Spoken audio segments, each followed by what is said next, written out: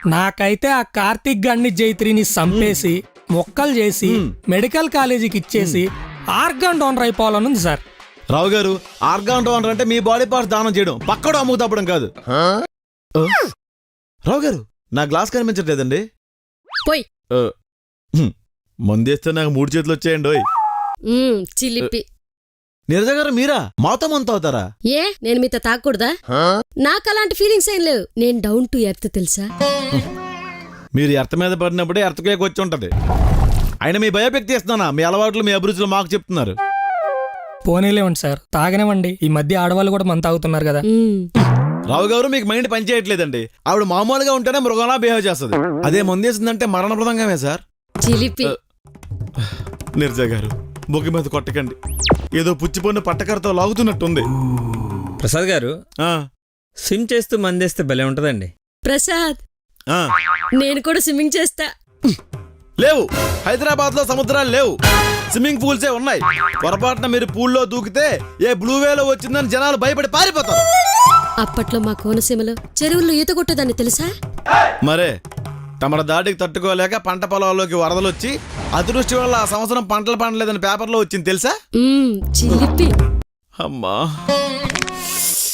నీరజ గారు, అన్నిసార్లు కొట్టకండి. పొరపాటున మెడ విరిగిపోయి ఫేస్ వెనక్కి వెళ్ళిపోయిందంటే మూతి ముడ్డి ఒకవైపుకే ఉంటాయి.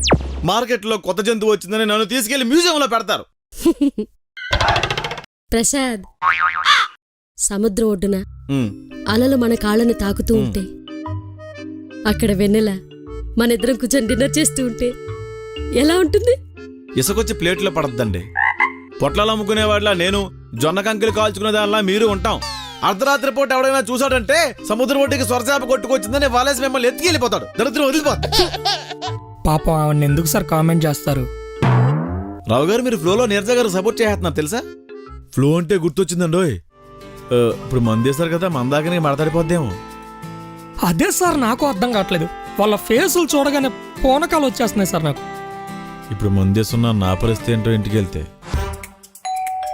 స్వాతి,